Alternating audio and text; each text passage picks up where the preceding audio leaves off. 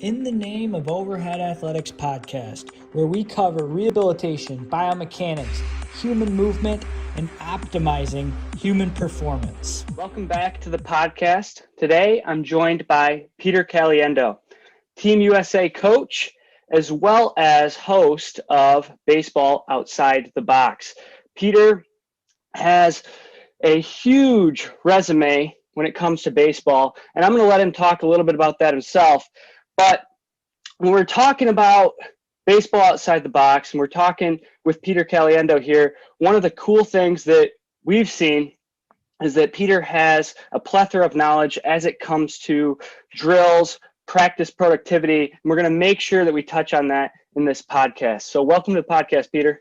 Max, thanks for having me, man. Really appreciate it. It's interesting being on the other side of the microphone, and I like it. I like it a lot. Yeah, how many podcasts do you have now? Do you know? You know, I have my podcast, but I've been on a couple of them. I think sometimes people may be hesitant a little bit of having people that host a podcast on their show. I'm not sure. That's just a guess. But I know I've had podcast hosts on my show, quite a few. One time I had 2 or 3 of them because I wanted to get all the different experiences that they had, you know, with all the speakers that they had or, you know, that they were interviewing. So it's kind of interesting to have 4 podcast hosts on one show. Yeah, that's for sure interesting. And it's different. It's a different role, like you said, for yourself. You've been doing podcasts for a long time. I mean, I remember searching baseball on iTunes podcasts years ago, and yours was like the top one that came up, and there was only like 2 or 3 at the time, it seemed like. Yeah, now there's a lot more. You know, I think it's been about, I want to say about 3 years, and it was interesting because I was on one of our international trips. I do international trips around the world, you know, as a cultural sports experience, and I was in the Dominican Republic, and one of the dads that was on the trip, I became friends with him later on. I was just mentioning to him, I heard about this podcast stuff. It's interesting, you know, if I'd like to see maybe do that because I think I'll enjoy it. He goes, oh, I own a podcast company. You know, I couldn't believe it. You know, I mean, talk about faith. He owns a podcast company. Next thing you know, they got the show. You know, I did the show, but they put it on for me because technology, is not my strength. Technology is not my strength. So, you know, it was one of those things that, man, it was just fit perfect. And then I just kept doing it, you know, and I did it for, Max, I did it for a couple reasons. One, you know, sometimes a little selfish, right? You want to learn. So you bring in hope to bring great guests. 2, I've always been an advocate, especially for the volunteer coaches, because it's the largest baseball coaches group. They're not organized, but around the world. And as you know, being in baseball, it's the most important group. Yeah. Those are the volunteers with our young kids. You know, they make them or break them. If they don't do a fairly good job, the kids are going to quit because they're not having fun. We all know that. So I'm a big advocate of that. So that's another reason I started a podcast, because I felt like we needed to educate more. And, you know, I've done a lot of coaching seminars around in the US and around the world, working with volunteers, and it's just a passion. So between the podcast and the coaching part, those are the 2 passions I had, and they mixed in perfectly. Have you noticed since you started doing the podcast, the numbers that you've seen at your symposiums or at your seminars increase? Yeah, I think that there's definitely a direct result of the podcast. Now, you know, to be honest, it's not easy getting an audience for your podcast, right? Because there's more competition. There's a lot. Now, during the pandemic, it was a little easier because people were at home, right? So we're doing more Zoom and podcasts at the same time. And it was a little easier then. But now it's a little tougher because people are back in their jobs. They're doing, you know, their baseball, their seasons. Now, most good coaches, what do? They continue education, right? So they're always, even if it's 15 minutes a day. I mean, in the mornings, I listen to at least 45 minutes when I walk my dog. You know, in the afternoons, I work out. I'm listening to podcasts. Now, it's not always baseball, but I'm always listening to something to try to keep the knowledge up. So, yeah, I think it's helped. You just got to keep going. Last thing I'll tell you, you know, I don't know if you ever listen to Joe Rogan, and everybody knows him. Oh, yeah. You know, he's the most popular podcast in the world. I listen to him every day because I feel he's got great, you know, guests that you can learn in general about life skills. And, you know, when he started, his idea was what? Just to be on the podcast and just kind of have a conversation with people. He just wanted to do it with his buddies. You know, and it took him a while. Even as famous he was, he said it took him a while. And all he did was he did it every day. He didn't have any goals. He just did it every day. And then things got exploding. So you know what, I kind of follow his lead a little bit. I want to do it all the time and then see what happens, and hope people will join and listen to the podcast, just like yours. Yeah. And what's interesting there is, hey, I'm walking my dog. I'm listening for 45 minutes. Maybe I'm working out and I'm listening. Joel Weldon, a long time ago, my dad had these old cassette tapes, and I listened to Joel Weldon, and he's like, turn your automobile into a university. And I'm sure a lot of other people said the same thing. So I'm driving, and I'm driving 45 minutes. I'm driving an hour to work with baseball players. I'm driving to class. I'm doing this, that, and the other thing. And I'm always listening to a podcast, because you pick the right podcast. And what he says, you can pick up potentially a year, 2 years of undergraduate worth of education, listen to a podcast. And so maybe you can say, hey, I'm going to try to get an associate's degree, quote unquote, in baseball, listen to Baseball Outside the Box, maybe listen to this podcast and a couple others. And all of a sudden I've picked up what maybe it would have taken me a year to do if I went to a seminar every week. And then I add my seminars and on top of it. And all of a sudden, I've grown tremendously as a coach.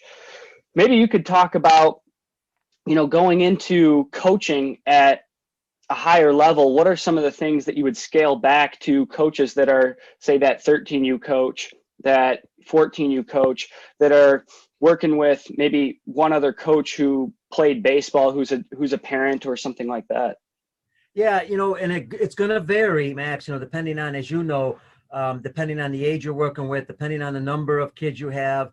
It also depends on the season you have, right? Some travel programs might play so many games, practice so much. So it all depends on your schedule. But, I think something that I'd downscale if I started now. First of all, if I had a travel program now, I'd make sure, because I'm in favor of, I have no problem with people running a baseball business, right? We're all in baseball business. My international trips, it's a business, right? But you have to be able to supply quality service. That's the key, right? People have to feel good about what they're getting for their money. Doesn't matter what the cost is, as long as they're getting the value. So I believe that, and I think a lot of the good travel teams are doing this. And this is a concern of mine also. I believe they need to practice during the season. I know it's tough. And what do I mean by practice? I don't mean you need to be pitching and throwing a lot or all that. I mean, taking batting practice, working on some things, even soft toss, having special days where your kids come out just to do fundamental skills, taking ground balls. They don't necessarily have to throw, right? Because we don't want to wear and tear the arm out. They're playing every day sometimes with travel programs. But if they're off of school and you have time in the morning, sessions for kids just to maintain their fundamentals. Because I think what happens, and even their strength and flexibility, because I think what happens a little bit is you have to be real careful with young kids. And that's another reason people go into slumps, right? Because they get weaker, the back gets a little heavier, all that kind of stuff. So if I'm taking ground balls, now I might, if I don't take any ground balls at all, and I just play the regular season travel ball with no practices, because they say we don't have time. What happens when that youngster gets a little weak? He might start dropping his elbow a little bit, opening up too early. His footwork's not as good, right? Because fundamentally and strength and conditioning is not there to maintain it. And that's my concern. As a good travel player, you're still maybe get the guy out at first base. But what are you doing as far as wear and tear on your body? Right. There are other players that may not, because their fundamentals are breaking down. So one of the things I would do is practice more. That's what I would add, is add practices to our schedule early in the morning. The other areas I'd focus a little bit more on in dealing with failure, how to deal with failure, the nutritional aspect, what to eat prior, before, during, and after for recovery. I would also, so we're talking about the mental game, we're talking about and I think the mental game has to be practiced every day. Again, that's not my expertise, but everybody I've interviewed, you've got to practice the mental game. You can't just say, well, I'm just going to, I struck out, I'm just going to forget about it. Well, there's got to be a method, a technique to be able to do that, right? You may miss a ground ball, everybody's looking at you, you're nervous, you got to be able to flush that down, as a famous Ken Revizza said, flush it in the toilet and forget about it. But it's got to be a technique that you practice also. So I would add that. So nutrition, the mental part of the game, I would add, I think those two areas more than anything. I'd obviously practice. My third thing is practice more real game situations under pressure. Now, obviously you've got to wait to a certain point to do that. They got to feel comfortable with their fundamentals, and making some decisions. because I think that includes decision making under pressure. And I think we need to start working on some of those things. So I think those are the things for now that I would add that maybe I didn't have as much when I was younger coaching. I gotcha. I know that looking at like Augie Garrido, he was famous for having guys running the bases while his infielders are fielding balls. How do you structure some of that stuff in for guys that are in high school or even middle school age guys who maybe not as technically sound or maybe don't have as much wherewithal on the field to make sure that, there's not total chaos out there during drill work? Yeah, I would start off, like anything else, it's a little bit of a building block, but I would start off, I'll give you an example, even with young kids. A play that happens the most is a ground ball, and you throw the guy to first base, right? So if I'm taking infield and practicing ground balls, I would have runners at home plate running. Now, they don't necessarily always have to start at home plate. They can start a little bit further up because you don't want to, you don't want to kill them. But at the same time, eventually you've got to deal under pressure. So prior to that, I would start with a stopwatch. I think a lot of guys do that nowadays. They start with a stopwatch. You know the average time of your runners in that league or in that age group. You start with the stopwatch. They take ground balls, and that puts a little pressure on there for them. You don't necessarily have the runner yet. Then I would add runners. I'm a big believer in added runners. Matter of fact, in tryout camps when I was with USA Baseball running the Great Lakes NTIS program, which is a national team identification program, I never ran a 60 unless they wanted us to because somebody wanted it nationally. I always ran the bases, timed on the bases, but I always, when we took infield, outfield, when we hit a ball to an outfielder, how they're supposed to throw to third base? Right. We didn't do that. We put a man on base, and then we made them make that decision where they should go, depending on the ground ball or fly ball. We may say 1 out, or we put man on first and second. We made situations for them because we wanted to think on their own. And that's a big concern, Max. I don't know about you, but I have a big concern with our players being robots too much nowadays, being told way too much what to do. There's not as much instincts involved in the game. There's not as much decision making in the game. So that's how I would start the ground ball aspect with runners on base. You don't necessarily, you could do it in batting practice, as many people do it in batting practice. But I like to do it, in the ground balls, infield, outfield, in that area of the practice. You have a little bit of a control about how that goes, right? Because as the coach hitting the ball, you're deciding where it goes. Whereas batting practice, it's a little bit more chaotic, a little more random.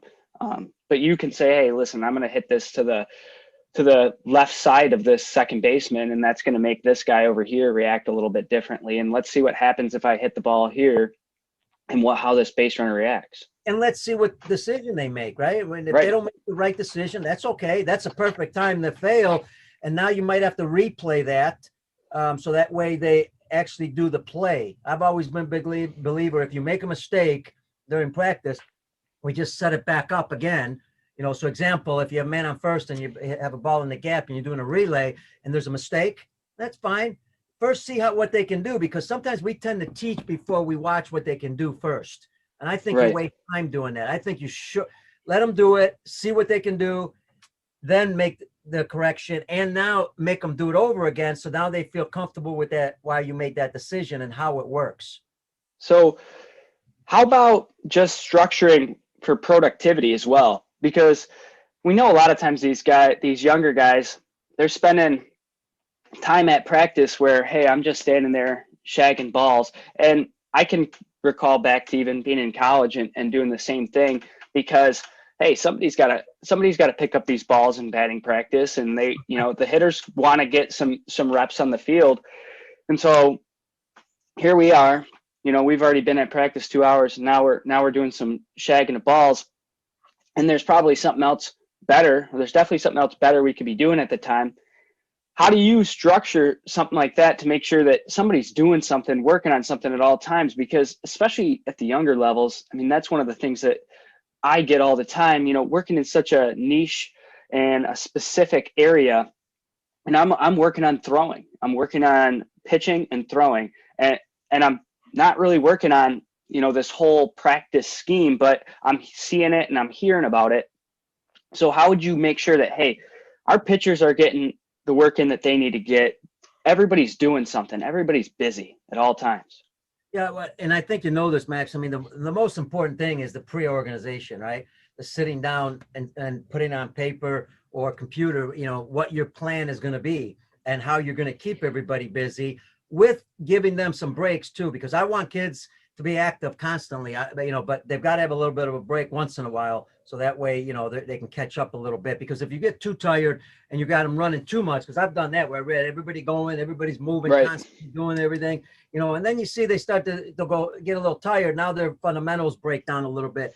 But that's a great point, because, once you're organized and you have a pretty good idea, an example of what you said, and that was, when you're taking batting practice, who should be shagging? Well, first of all, the outfielders, in my opinion, should only be 3 of them. And they should be working on their jumps. Now, you can have more, and I'll give you an example. I was in Japan, and again, I learned this from the Japanese, this part. They took, buckets, put them in right, center, and left, and they had 3 guys in each line. And the guy in line, the first players in line, they were all outfielders. Now, if you don't, excuse me, if you don't have more than 3 outfielders, obviously it's a little harder to do. But, don't forget, at younger age groups, even infielders need to go out to the outfield and figure out fly balls. They might play there one day. So what they would do is, when you take BP, when the ball's hit, those 3 outfielders are in charge of that ball. So if it's to the right side, you got center and right field. They're in charge. So they do their job to try to get that ball, backing up, diving, whatever they need to do. And then they take that ball and put it in the bucket. They don't throw it back in. The next outfielder is in line. So now you got lines going on. The left fielder, didn't make a play, but he broke on that play. And I think with outfielders, we don't just need to work on, reading the ball off the bat, but anticipating where the ball is going to be. One of the things I don't see enough players doing is when I played, I didn't have the skills. So I had to cheat a little bit. I had to figure out, where's the pitch at? What's the bat angle, right? Because I could see the bat angle. And where's the ball anticipated going to be hit? If the ball's away, most likely, but if the bat's delayed, it's going to go to left field. Well, I got to get a jump. I want to see guys moving slightly to that area. Even if they make a mistake, it's a good time to practice that. So if you're organized, you got your outfielders doing that. I know John Smoltz said, and I apologize for going longer here, but John Smoltz said, keep going. He used to have the pitchers. He loved taking, fly balls, because that was his conditioning. The only reason I wouldn't recommend that, because I wouldn't want guys, getting hurt. They can do the conditioning running. Now, it's not a bad option, but I'd rather have my outfielders there. The other thing you could do with outfielders, and because you brought up outfielders, you can have one in and one behind. So you got 2 people reacting. If it's a deep fly ball, the regular guy gets it. If it's a short one, the other guy gets it. So they're playing in 2 different depths. So you're keeping people busy. Now, during that same time, let's take batting practice. BP, somebody's hitting, and that's great. That has to be organized depending on your team. But I love BP, where you get loose, then you start hitting the ball to the right side, a little bit, and then you hit it where it's pitched. But then I think it has to be, depending on the time of year, it has to be a little competitive too. I think sometimes we just throw BP nice and easy to make them feel good. Well, that's great. What happens if I struggle with that type of velocity? Now mentally I might not be in a good mind. So I like to have a BP where you're moving the ball around a little bit. But at the same time, you've got to have some other drills set up prior to that before they even get to BP.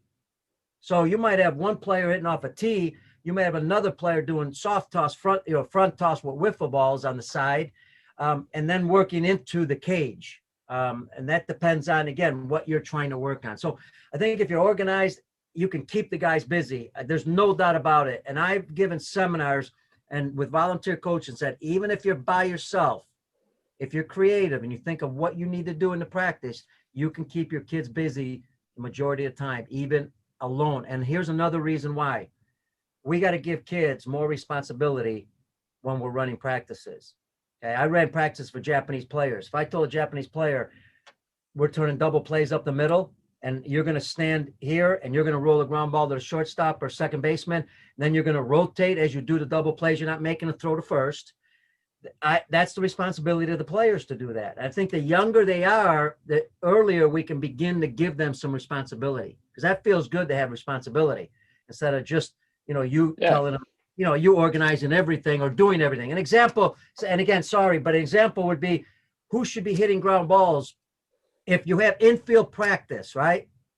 Or ground ball practice. Let's just say you have 2 hitters down the first base line, okay? Those hitters, one is hitting to shortstop. One is hitting to third base. You have two hitters down the third base line, right? One is hitting to first base and one is hitting to second base. They're just taking ground balls. Well, who should be hitting? My opinion at the younger levels, not the coaches.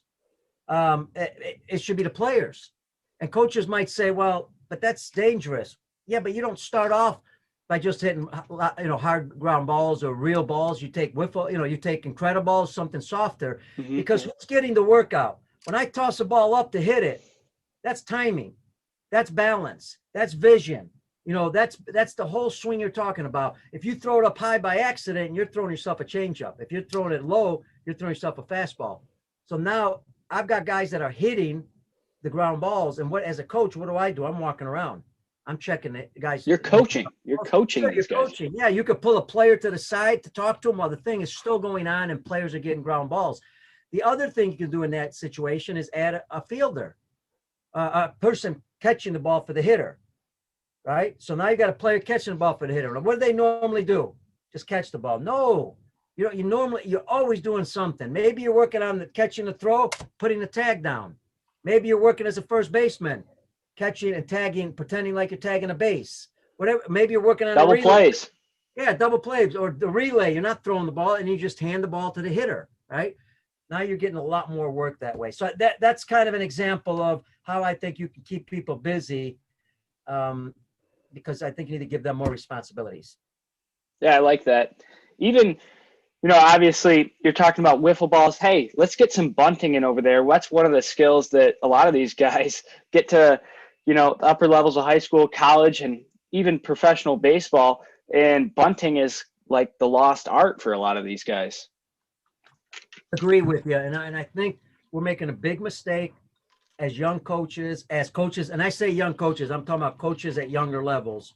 Like you said, even high school, if it's happening, or even college, I think we're making a mistake looking at Major League Baseball and saying, well, they don't bunt, so why should we?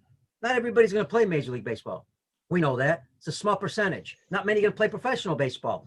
So why are we stopping the bunting game at the younger ages? Because they're not doing it at the older. I've heard that before, and I think that's crazy. Bunting helps hitting. Bunting gets you on base. Bunting brings the defense in. Bunting does so many good things. And now, Max, I don't know about you, but I've put this on Twitter a lot. I've seen it I've watched a lot of games in the last 2 weeks because I have nothing to do. And all of a sudden, I'm watching more teams bunting than I've ever seen before. Now, I think the reason is the low budget teams are bunting more, like Kansas City, Oakland, and some of the ones that, are trying to score runs. They're manufacturing runs. They're really good at it. I've seen a squeeze. I saw a safety squeeze. I saw a bun over to third with nobody out. Now you got one out, and then they safety squeeze to bring the runner in. Kansas City won a game on that. So the Cubs have started to bunt a little bit. So I think at the younger levels, we really need to teach bunting. It could be a real good arsenal. And it's a good way to also get out of a slump sometimes, isn't it? You can, when you're looking that ball into the bat and you're bunting, now you're controlling your eyes and your head a lot better. You're getting back into that fundamental skill that you should have in hitting. Yeah, and you're doing a little bit more to control the outcome, because a good bunter should be able to lay it down. If he's got a strike, he should be able to get the ball on the ground, and that way you're controlling your destiny a bit more, giving the athlete a little more confidence as well, because maybe they're going through that time where, hey, it just feels like I can't touch the ball. And now, boom, I laid a nice bunt down. Maybe I'm safe, maybe I'm not. But all of a sudden, I feel like, hey, I'm seeing the ball good. I can get it down. I can put the bat where it needs to go. And now maybe I carry that over into my swings next at bat. Yeah, and it's interesting. I just saw the other day, I'll use an example, a Shaw, third baseman with Milwaukee, left-hander, power hitter. He's like, I think their fourth hitter, fifth hitter, whatever he is. Struck out 3 times, or made 3 outs, I believe. Might have been 3 strikeouts. What did he do? Bunted for a hit. People say, well, power hitters can't bunt. Really? I've seen Anthony Rizzo bunt. Now yep. I get it. There's situations where they don't need the bunt. I get that part. I mean, they're hit, they got to hit doubles, triples, home runs, whatever, drive-in runs that way. I understand. But what about avoiding the shift? You want to keep shifting on me? I got 2 choices. Instead of manufacturing a rule to force people to change the shift, how about teaching hitters what we always used to teach, and that's hit the ball where it's pitched. I don't mind, And I don't mind having infielders in the infield, and you can go anywhere in the infield. And I don't mind that rule as much. But when you start telling me I can't, have all these different shifts all over the place, I think that's wrong. I think, look, you got options. You can bunt for a hit. That's number one. You can learn to hit the other way. That's number two. People say, well, they're going to try to pitch you in if you're a pull hitter. Yeah, but if you look at the statistics at Major League Baseball, and they're going to be worse at the younger levels. I mean, you're going to be shocked. I don't know if you saw this. 24% of the pitches thrown in Major League Baseball hit their spot. Okay, 24%. Yeah. Now, if you focus on that watching games, because I've started to do that. I've started to look at the catcher's glove more and more, and then see where the pitcher throws the ball. Man, it's unbelievable how much they miss. Now, they might miss in the strike zone, but they miss. So what does that tell you? They're going to miss a lot. You're going to get a chance to hit the ball the other way or up the middle because they're not going to hit that spot all the time. So stay away from the inside pitch. Look for a different pitch possibly. So my point to all this is we got to start teaching young kids back to where we've always been doing.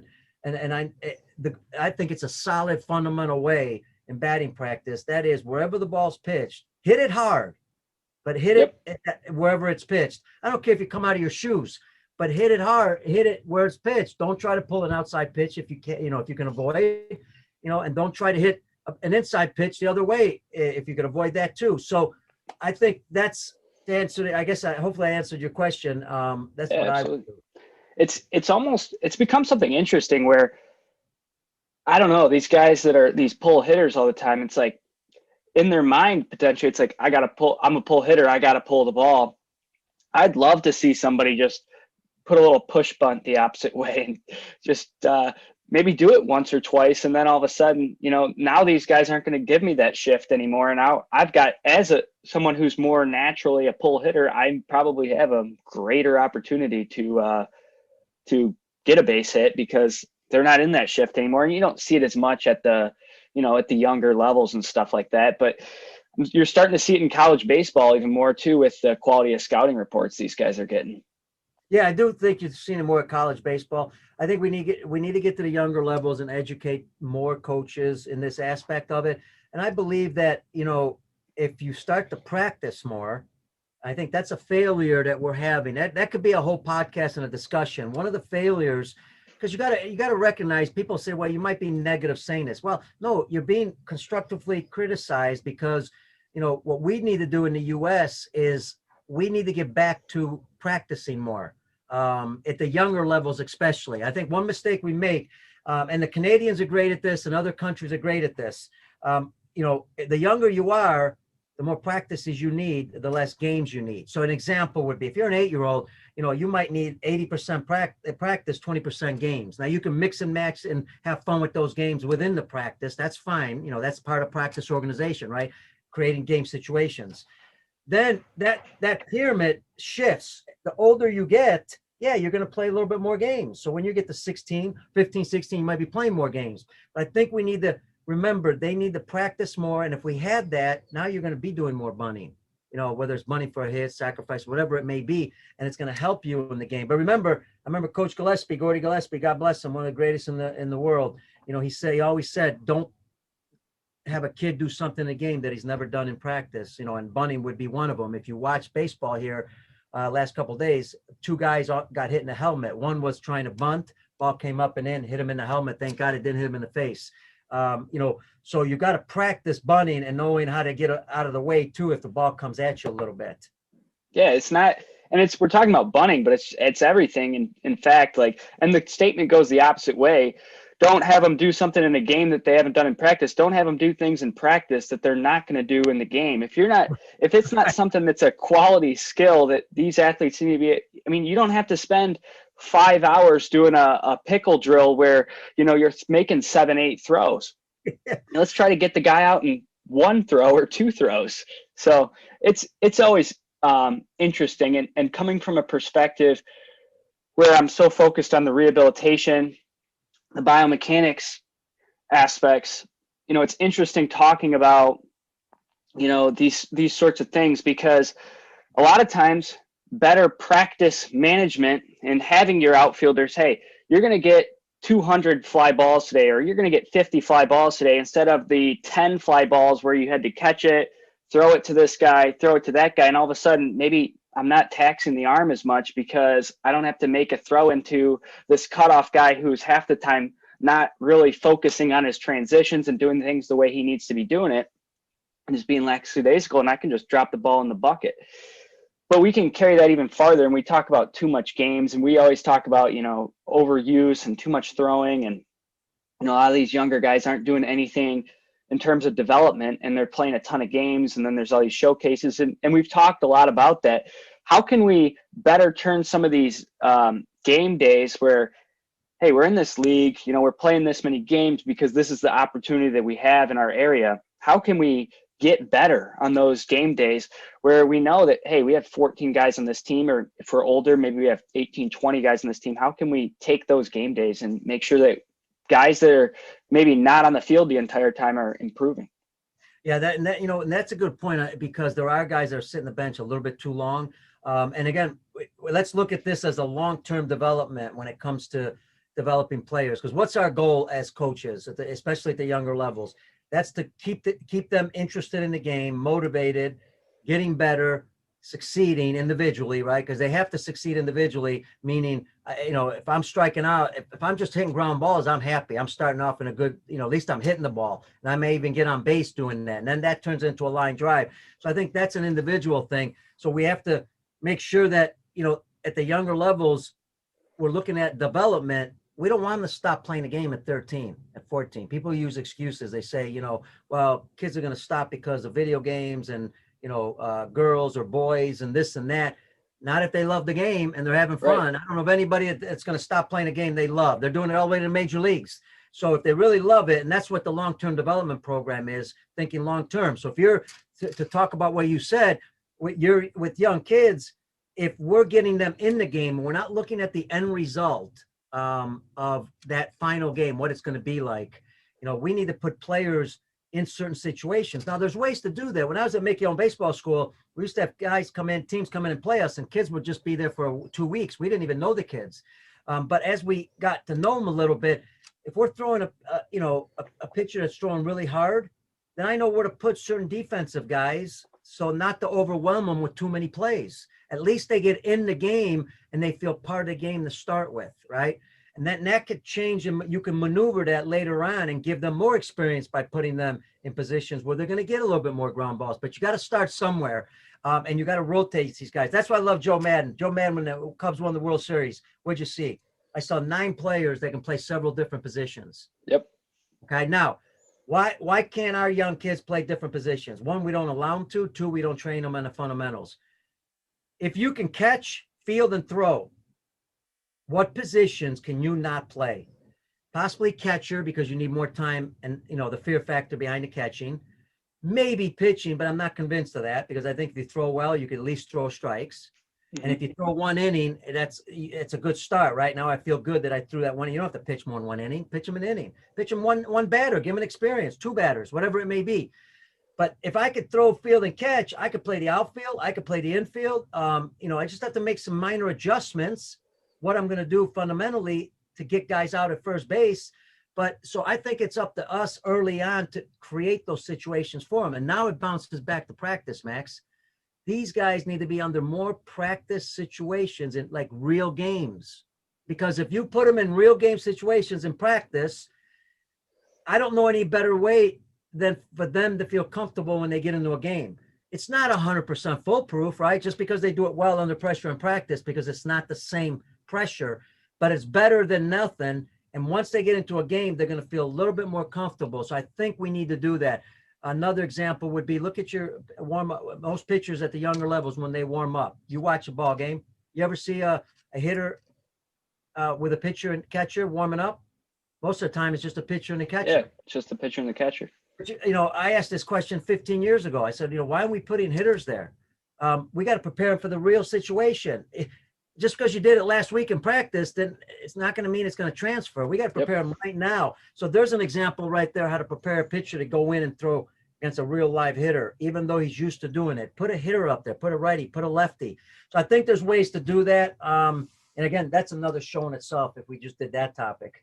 Yeah, that's true. And even talking about, hey, between innings and we have guys, guys are running. Okay, run to the foul pole between innings. It's like, what can we do instead of running to the foul pole between innings? And I listened to you talk about this on a podcast a while back, so I probably stole a couple things from you on this. But hey, we can have everybody thrown to an outfielder, or we can have guys getting a ground ball from the other guys, depending on how many guys we got off the field. You talked about having, guys throw with the batter in there. I remember as a child, my dad was one of my coaches, and he was one of these guys who was a student of the game and wanted to make sure everybody was doing the right thing. Hey, let's get 2 pitchers thrown at a time. Hey, this guy's not going to pitch in the game. Let's get him a 15, 20 pitch bullpen before. Let's make sure my guy who's going to come in first out of the bullpen has got a few pitches, because, hey, we want to make sure that, he's feeling good today. We got to get 2 guys thrown at one time. And now the catcher's getting twice as much work. He throws to one, boom, he's seeing the next pitch come in. And then you got guys doing other things at the same time. So instead of saying, let's just run to the foul pole between innings, or let's have one guy play catch with the outfielders while 2 guys are sitting there on the bench, let's do something a little more productive in there. Yeah, I agree, Max. And the reason that came up a while back when I was thinking about this was because, I'm thinking, a lot of volunteer coaches don't have a lot of practices. Now we're talking about something different here. You got your in-house programs, right? And then you got your travel teams. So say you're an in-house program, you have 20 games, you have 6 practices for a season start. Some don't even have 2 maybe. How do you continue to, as you said, train your players? So there's several ways to do that. One, that it's on the bench, you can do that by what? Having them have a stopwatch, maybe, timing the catcher throwing down the second, right? And then maybe having another guy timing the pitcher throwing home and seeing it 2 times, right? So that way, when you take your lead, if you can steal or not. Now, it might be a little bit more advanced for the real young kids, but why do we start to do that? Put it in their minds. And Education. I don't care if the stopwatch is if he's perfect on the stopwatch. At first, they're not going to be, right? They're going to be, it's not easy to work a stopwatch that way, but it starts to get them to educate them in doing that. Between innings, like you said, I have a coach sometimes come up, hit ground balls while the pitcher's warming up. Why? Because I get a lot more ground balls and it's more natural. Now some leagues and they're better ground balls. They're better than the first baseman. Absolutely, and they're real because they're coming off a bat, right? And I don't wait. Once the first baseman catches it, he throws it to a guy right behind him or down the line because I got a relay line going. And then as soon as that guy threw the ball and I see that the first baseman caught it, I'm hitting a ground ball again. Well, your first baseman's not going to do that. Your first baseman's going to be a little bit more lazy, take his time, and I don't like the work that they're getting sometimes. The other thing is, if I've got a weakness, shouldn't I be working on different things between innings? Ground balls. So I'm taking ground balls, even if I'm forced to take them first. If your weakness is backhand, well, you need to take more backhand ground balls then. If you're weak, and you might mix it up. You might one inning, you might take a backhand, another inning forehand, another inning you feel the ball, drop it and throw it. Another inning, a double play, another inning on the run. Whatever you do, it's always something situational wise. The other part of the game that you can practice too, and think about this, we take it for granted, right? When a catcher throws down the second, why do we have to throw the ball always down the second? Why can't we throw the third? Why can't we pick the first? And the other part is, what are the infielders doing? I always see everybody, the second baseman's on the base, let's say, and the shortstop's backing them up. Well, that's not how it happens in a game. First, you have to read if the hitter's going to hit it, right? And then break for the base. Well, that should be done every inning when the catcher throws down to a base. You shouldn't have your second baseman, shortstop already at the base because, again, that's not working on something. So those are the things that I look at. I mean, I go as far as, and you know this, and I don't recommend this unless you practice it, but I go as far as giving the first baseman a ball between innings, second baseman short, and the third baseman. And the first baseman's throwing the ball to the outfield, right field. He's throwing a fly ball, ground ball. Throws the ball to the first baseman. He fakes a relay home, turns around, throws another one. Second and short, doing the same thing with the center fielder. Third base, doing the same thing with the left fielder. And the left fielder, you have 2 options. You can throw to the base or you can throw home and fake a relay. The reason I say you may want to practice it a little bit is because you may have a lot of balls at home plate while the pitcher's warming up and the umpire's not going to be happy. But that's something you can use in your practice too. You don't have to necessarily transfer that into a game, if you don't feel comfortable. So there's many ways to keep guys busy and to constantly, and it's not just busy, it's to constantly work on something. Right. That way they keep getting better. And you talked about, hey, maybe if you don't feel comfortable, let's not do it here. I mean, the name of your show is Baseball Outside the Box. And I think that, if we get a little bit more comfortable with doing some things that maybe aren't the status quo, and we start to do some things that, hey, this is a little bit better than the traditional way we've done things, we can get a little more out of this. We're going to make a big impact on players' long-term development, and the system overall starts to get better. Hey, we saw this guy doing this. Yeah, it was really weird. But you know what? Those guys ended up getting about twice as many ground balls because every inning their coach was out there hitting them ground balls. And then you had your other two guys working on, their double play transitions at the same time, rather than, hey, they walk up and slowly pick it up and lob it over to first base and then he rolls it back. These guys are going to be better. Think about it. I'm thinking about, like, okay, you get 3 times as many ground balls, you get 3 times as much practice. Who's better at the end of a calendar year? Absolutely. And I think that's, let's take that same theory that you're talking about, and I'll take it into throwing, right?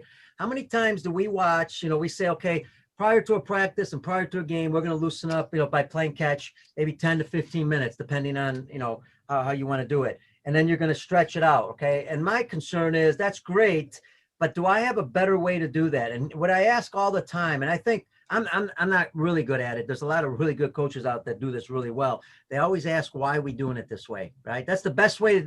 And then secondly, is there a better way? When I do a coaching course anywhere in the world, I want my coaches that I'm trying to teach, because I'm learning from them too, man, when I'm there, but I'm trying to teach them, be creative. Don't always think what your coach taught you. That's good what your coach taught you, but now think a step ahead and say, how can I make this drill better? How can I make it more effective? How can I include more players into it? How can I include it more like a game situation? So what I try to do is, when you take playing catch, sure, I might do a couple drills that are relative to, and you know this from the throwing aspect, that are relative to working with the fundamentals of your movement. Okay, so I might do 2-3 drills like that, right? You start off, as you maybe make 5-6 throws back and forth and all that. And that's great. You work on your fundamentals a little bit. Maybe even just play a little, catch from a short distance. You're starting, a regular distance. Just play a little catch, get your body loose a little bit. But then what I do is I like to create situations right away. So if we're going to throw and we're going to move back little by little, I'm going to start in a fielding position with the ball in the glove. Boom, make the throw. I'm going to start on a forehand position, ball in the glove, boom, make the throw.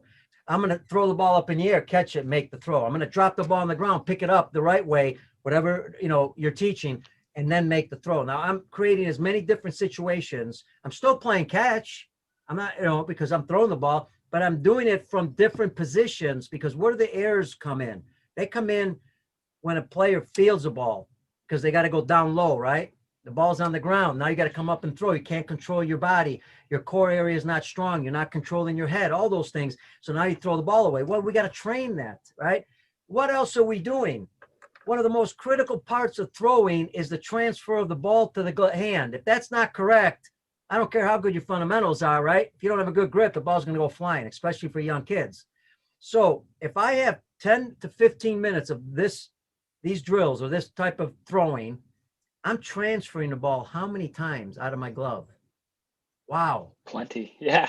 I'd be a doing lot that more than everybody else. Yeah, that might be 50, 80 times I'm doing it every day. Now, all of a sudden, because we tell players, well, you got to practice, transferring the ball. Well, when am I going to do that? Well, you could do it on your own by throwing it up, but kids aren't going to do that as much. Now you incorporate it in your practice. Now, later on, what I do with young kids, I control that. So what I'll do to start off with, I use a whistle, and the 6 guys on one side, 6 on the other, and I'll whistle and they go, right? So we know the drill we're doing. So if we're going fielding position, I'll whistle, boom, they make the throw. Once they're ready, I'll whistle again. The better they get at it, the quicker I go. If they need more work, I go slow. Now, why do I do it as a team? Well, you know the answer. When you do it as a team, it's more controlled. The throws are much better. When you're just letting guys play catch on their own any way they want, balls are flying everywhere. Now, that doesn't mean you're not going to get to that. Sure, eventually you're going to say, now you know your weaknesses, you know what to work on in throwing, do the drills you need to do with your partner, boom, go. And now you're going to watch them do it. And they're going to make those decisions. And they're going to have a time allotted to be able to go long, obviously, and then come in, as most guys do, and throw maybe some quick throws back and forth. But to me, that's more productive. Now, I'll take it one step further. I now will then start with the ball in my glove and whatever position I've got to throw from. So if I'm going to my forehand, I'm now going to run with the ball in my glove, pretend I'm fielding the ball on my forehand. I don't care how many steps you take. It's up to you, you know, and now you're making a throw to your partner. Now we're including movement. Before we were starting in the position you're going to throw from, your backhand or your forehand, right? Now, and the reason I start there is because I'm working backwards. I'm working from the fundamental of where you fielded the ball, and then I'm working to throwing. So we're working backwards when it comes to the drill. I love that. We've been real successful at that. So I encourage coaches to do that. I hope that makes sense. That's huge. No, that makes sense for sure, because, and I've said this for a while. It's like we have 2 hours. We have an hour and a half for practice. The warm-up time is like basically wasted in the majority of practices. And if you just spent time doing that right there, and I tell my pitchers this all the time, because I've seen some statistics that say 40 to 50% of the throws you make as a baseball player throughout your career are going to be playing catch or in your warm-up throws. And if you sit there and throw with intention on a specific thing, working on something, you've just got twice as much practice as the guy standing next to you, and you threw the same number of throws. So you're out there working on fielding. I like that one. I like how you move from, hey, let's work on the transition, to now let's move a little bit and start to add in more components that are a little bit more game-like, especially as the athletes improve. But hey, we have, you can be working on your mechanics. You can be working on your accuracy.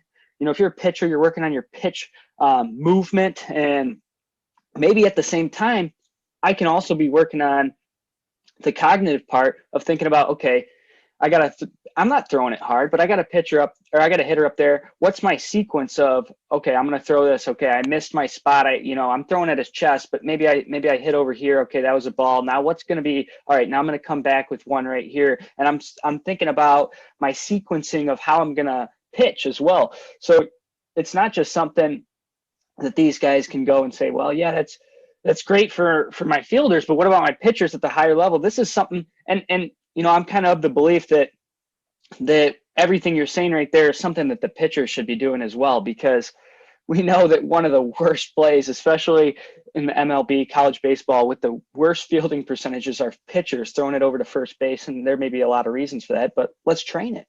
And I just saw, and again, I hate to use examples, but I won't mention a team, but I watched a game where pitcher I just put it on Twitter, went to field a ground ball or a bunt. I can't remember if it was a bunt, but it was a slow roller. And right-handed, pitcher, right before the ball goes in the glove, he tries to grab it with his bare hand. Well, the ball's rolling. Let the ball roll, scoop it in, and just close the hands together. And guess what happens? Misplayed it, runner, gets first base. And I think your point about the pitchers, when we go to the younger players, because I think there's a distinction between younger players and older players. You got to be huge careful what we're teaching. Yep. When we got young players, I'm teaching throwing, right? So if I'm doing these throwing drills, if they're getting better and better at it, I could have, if I'm playing catch, I could pretend I'm turning a double play as a second baseman. I could pretend I'm turning a double play as a shortstop. I could be a catcher, catching a ball, making a throw to second. I could be a catcher, throwing the ball in the ground, pretend I blocked it, pick it up, boom, make the throw to second. I could be a first baseman holding a runner on, throwing the ball to second, maybe on a double play. So there's different situations that you can do and create in that instance. But what else can you do? And I think we make a big mistake here. Can we work on pickoffs? Isn't pickoffs throwing? So if I want to pick up the first, well, I could turn on the line. All six of them could do it at one time. And the other guys can work on tags, right? When you catch it, because you're going to pick off and tag. You can work on a pick to second base, third base. It doesn't matter. You work on all three picks. So with young kids, I like to have them do that, even if, because I'm also trying to teach young kids to have everybody pitch, not just, three guys. Have every guy pitch or gal. And that way, and remember, that's another topic in itself.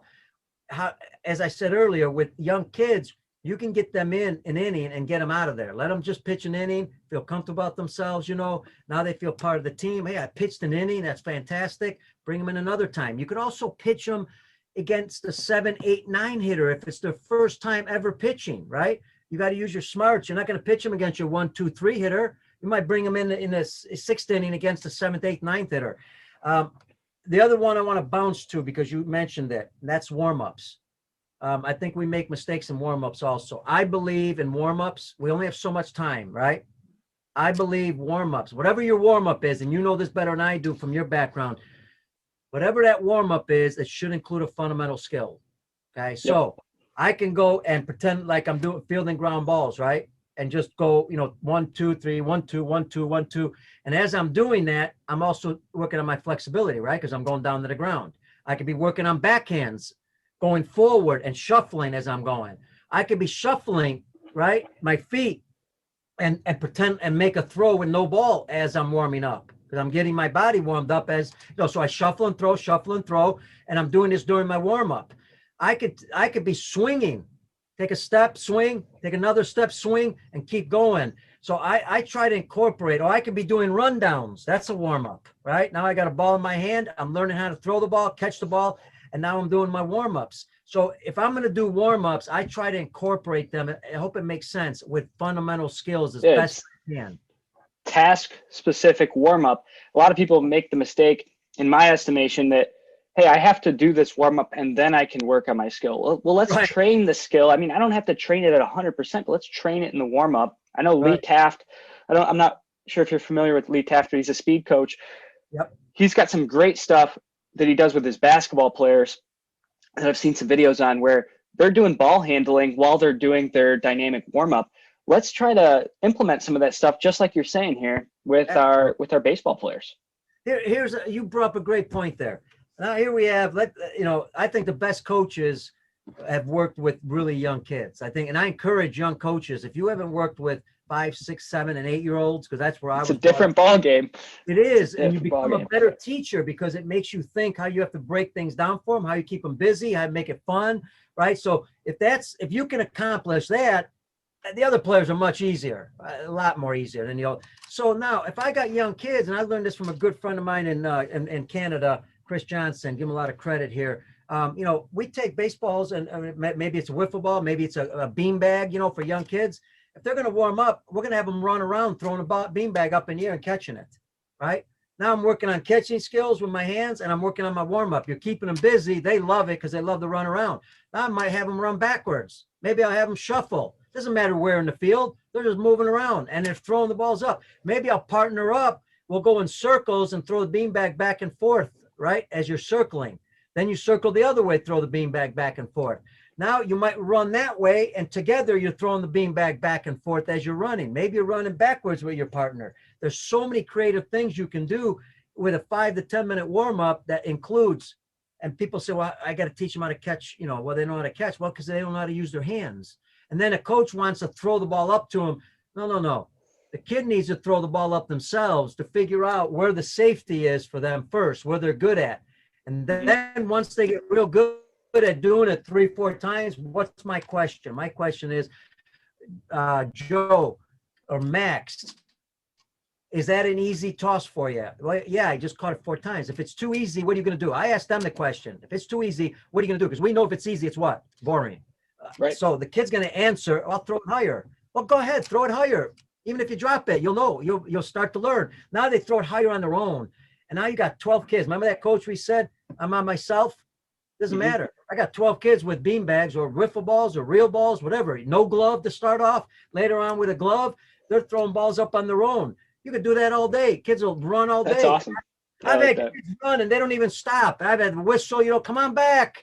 They don't even, and Max, they don't even know they're working on a skill, right? And then it's fun and I'm more efficient and maybe my practice time is a fraction of what it was. And now people say, hey, I didn't have to sit there for 2 hours and 3.5 hours. I got more work in an hour and a half and it was more fun. And now we have a sport that's growing to a greater extent as well. Absolutely. And then as you're working on skills, that's what's going to make the players better. For you young coaches, I know you know this, but remember, if you're working on a skill, reduce the fear factor so they can accomplish the skill first. And Max mentioned it where we talk wiffle balls or incredible balls or something softer. So that way they're comfortable. And remember, even playing catch, I have young kids when they play catch, we might be only 5 feet away, 10 feet away. We toss a ball back and forth. People say, why are you so close? Well, because they can see the ball better that close. If you put it too far, their depth perception is not there yet. We're going to work backwards on that. We're not going to work the other way in. So they're going to start slow right here, and they catch it right in their hand, and they can see it, and they're doing it soft. And you might do it with a coach, or you might do it with a player. Then as they get better at it, what am I going to do? I'm going to move back. But we want to start back right away and throw an overhand. And again, that's creating fear. You got to create the non-fear to create the technique. Once they got the technique, it's like anything else. When you're driving, right? Remember when you were 16, I was scared to death when I was driving, right? But after a while, because I practiced a while, I became better at it. I got too comfortable. And that's what you got to do in baseball too, especially with the real young kids, the 5, the 6, the 7, 8-year-olds. I love it. If you're going to leave us with one thing today, one thing for coaches out there, what's one thing that you would say, hey, maybe we talked about this a little bit, maybe we haven't, but what's one thing you want to leave them with at the end of this podcast? Max, it might be real simple, but I've always told coaches, listen, you have a responsibility. You're a volunteer, okay? You have a responsibility. God bless what you do, especially, again, I stress the volunteers because they have the hardest job, because that's not what they do for a living. But God bless you for what you do. We need you, but don't use that as an excuse. Educate yourself the best way you can. To run practice is fun, to make kids better. Remember, each kid needs to get better. That the kid that's hitting ninth, you need to spend some time with them to try to get them to hit the ball a little bit more. That makes them feel comfortable, gives them confidence. So spend time with them, learn the game a little bit more when it comes to the development part. Don't worry about the winning aspect as much, because as they develop, the winning will come. Okay, that's just a natural fact. The last thing, Max, would be anytime you go to a practice, because that's the most critical aspect of the training, you got to be enthusiastic. You may have had a bad day at work. You may have had a fight with your wife or husband, whatever it may be. But the kids don't deserve to have you in a bad mood. You need to be in the most positive mood. You need to be energetic. You need to make sure with it that, because they will follow your lead. Whatever you do, they will do. And if you're energetic and positive and encouraging, by the end of practice, you should be tired by the time you ran that practice. Now, I get it. College coaches and it might be a little different. You got 5 coaches on a staff, but with your young kids, man, we got to get them enthusiastic playing the game, be encouraging, ask them lots of questions, because you don't want to constantly be telling them. Remember that parent that constantly tells kids what to do? Well, what happens? They shut you down. Ask the question, why'd you do it that way? That was interesting. Did you do it? How did it feel? Because especially they missed the ground ball. Why do they'll say, what did I do wrong? Well, what did you think you did wrong? Right? Did you see the ball into the glove? Did you bend your knees enough? What did you feel? And if they don't have an answer, then that's okay. Then give them the answer, right? Because, you're helping them out. But I think put the onus on them a little bit. And I do want to add one last thing, folks. If you're a volunteer and you're going to have a parent meeting, here's what you got to do in your parent meeting. You got to stress, and I'll leave it at this, stress that the responsibility to get better is on the player. It's on the parent. It's not on the coach. The coach is there to support you, to give you the right information, to guide you, to give you the right knowledge, to work with you. But they only might practice, like I said, only once a week maybe, and that's not enough to get better. What are you doing as a player to get better? You throwing balls against a wall? As a dad or mom, are you throwing wiffle balls in the backyard, spending 5-10 minutes every day playing catch with them maybe? Are you rolling them ground balls, even if you don't know anything as a parent? Are you spending time making them better so that way they're more successful in the game? And that's fun between parents. Are you doing those things? If you're doing those things, that's what I would encourage. And I encourage, when you have that parent meeting, tell the parents that. You're there to help them, but I need your help, because this game is a skilled game that needs to be practiced more than once a week. It has to be practiced 3-4 times. And you can do that at home, have some fun with your kids. So that's my message to everybody for today. Awesome. I just want to say one thing, which is we've talked about the volunteer coaches and how important their job is, but I want to thank you, because what you're doing is a great service to the game of baseball and to all of these volunteer coaches, parents, and players who listen to your free advice and your symposiums. I think what you're doing is phenomenal with your podcast and with all the information that you put out online. And where can people reach you? What's the best way to get a hold of you or check out some of your material online and your podcast as well? Yeah, Max, I appreciate it. Folks, just go to baseballoutsidethebox.com. That's the audio part. You can go to YouTube, Peter Caliendo, just like Max's podcast, subscribe, because you want to subscribe so that way you can get updates when the new shows come up. And what's great about podcasts is you don't have to listen to the whole show. I mean, it could be an hour and a half. That's okay. I listen to them in parts, right? 10 minutes, 15, 20. Like we talked about earlier, walking your dog, mowing your lawn, whatever it is, right? The university car, the car. Automobile University. Yeah, you can do it. So, subscribe. I think that's important. And folks, it helps both of us if you subscribe, because it gets the show out more and it just reaches more coaches and parents and players in the U.S. around the world. The other thing, go to Twitter, Baseball Out. I put videos on there if you're interested. Sometimes there's tips on there. So again, Baseball Out for my Twitter. And then I want to give a special shout out to ESPN on Honolulu for carrying my podcast. I really appreciate that. And Max, finally, man, I appreciate you because, you came to me and asked me to be on your show. A great honor. Again, Honor's mine. Keep up the great work that you're doing, man, because we're all in it together. Absolutely. Well, once again, thanks, Pete. Check out the podcast, Baseball Outside the Box. Make sure to subscribe here. Check us out on the next podcast. And in the name of Overhead Athletics, I'm Max Wardell, signing off.